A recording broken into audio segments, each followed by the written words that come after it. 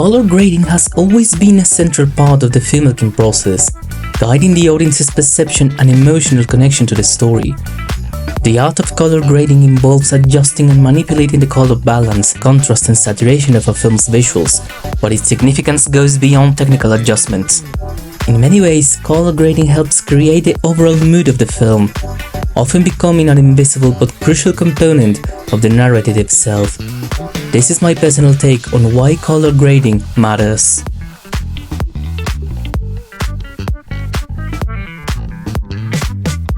In black and white filmmaking, a grayscale is used to a range of gray tones to represent the varying intensities of light in the image, from pure black to pure white.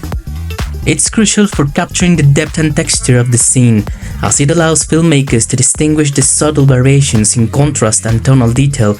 While color grading in black and white films might seem a little odd term, it still plays a vital role in adjusting the image contrast, brightness and texture to ensure the grayscale appears rich and balanced. The grayscale helps colorists refine shadow, midtones and highlights, making sure that every detail from the actors' expressions to the backgrounds stands out with the right emphasis. Black and white is not a thing of the past.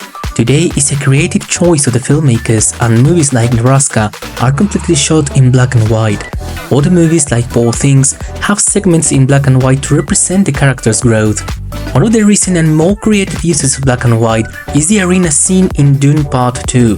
This scene was made using a special light and 3D camera rig to create an infrared effect to show black and white. This converts the invisible to the human eye infrared light into a grayscale. Plastic world, artificial world cut from nature, a totalitarian environment where the ruler are fascist, and I thought that this idea to subtract color from their world will say something about their way of thinking, and I came with this idea that the sunlight will be monochromatic, black and white. Everything changed when the color arrived to the screens. The introduction of Technicolor changed everything. Technicolor was a 3-strip process capturing red, green and blue on separate pieces of film that allowed for more vivid and natural color reproduction. In The Wizard of Oz and Gone with the Wind, the use of color added new dimensions to the storytelling, creating emotions that were impossible to achieve in black and white films. As Technicolor became more refined, filmmakers began to experiment with color in more intentional ways, using chemical processes to alter the final color of the film. The power of color as a storytelling tool was especially apparent in the vibrant, exaggerated hues of films like The Adventures of Robin Hood. In such films, color was used not just to beautify the image, but to create symbolic meaning. The lush green of Sherwood Forest in Robin Hood stood in sharp contrast to the darker colors associated with the villainous Prince John. This careful selection of colors helped set the tone of the narrative and guide the audience's emotional experience. With the rise of Cinemascope, the need for a more thoughtful approach to color grading became more important.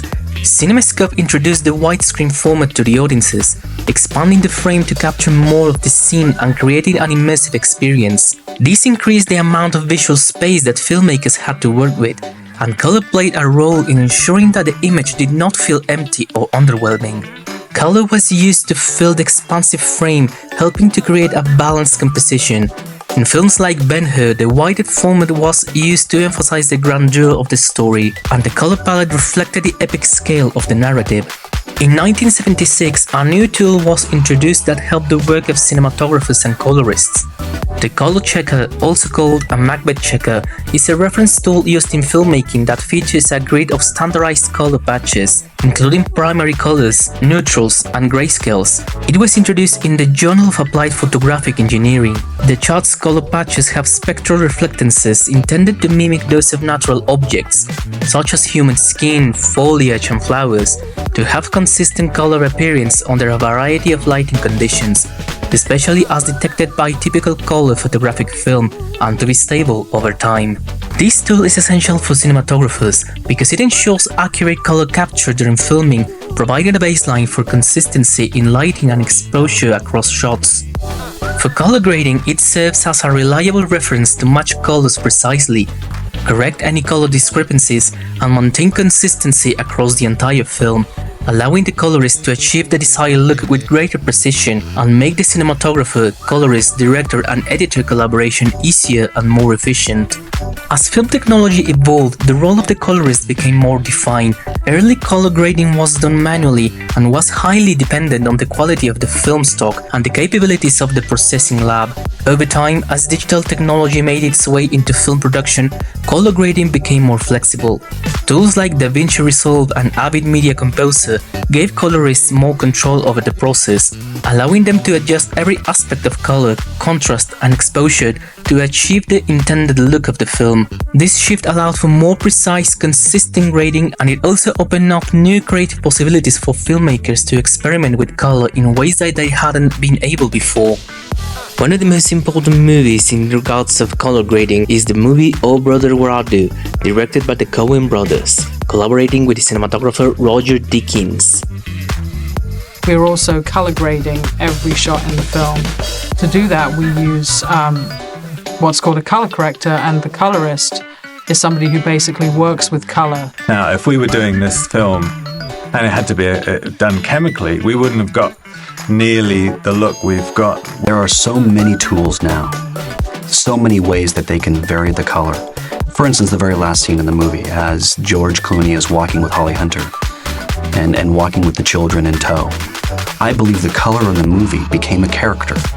Filmmakers are now able to manipulate colors in post-production to create a desired emotional response in the audience. The choice of colors can help establish character arcs, highlight thematic elements, and create visual styles that give the film its unique identity. Directors like Ridley Scott and Quentin Tarantino are known for their distinctive use of color grading, which plays an important role in the overall tone of their films. Whether it's called the saturated hues of Blade Runner or the rich saturated palette of Kill Bill, color grading helps reinforce the intended atmosphere of the film. Color palettes are at the core of this process. A color palette refers to a carefully chosen set of colors that dominate a film's look, and it's used to establish visual cohesion throughout the entire film. A well-chosen palette can help reinforce the emotional trajectory of a film and create a sense of unity between the characters, settings, and narrative. In practice, the colorist works closely with the director and cinematographer to establish a palette that supports the story's themes and the desired tone. Incorporating a color palette into the grading process requires both technical and artistic decisions. Once the color palette is chosen, the colorist adjusts the colors in the raw footage to fit within the framework, ensuring that the selected hues are prominent without overwhelming the image. As technology continues to advance, color grading continues to be a vital part of the filmmaking process. The rise of high-definition formats has introduced new challenges and opportunities for colorists.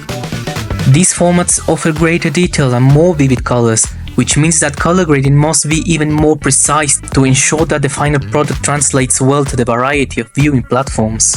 Whether it's the early innovations of Technicolor, the expansive possibilities of Cinemascope, or the modern tools available to digital colorists, color grading shapes the way a film communicates with its audience.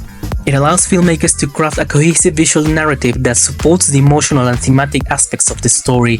Through careful consideration of color palettes, the work of the colorist helps create the visual language that defines a film, ensuring that the image on screen is as meaningful as the words spoken by the characters. And this is why I think color grading matters. Thank you for watching and see you next time.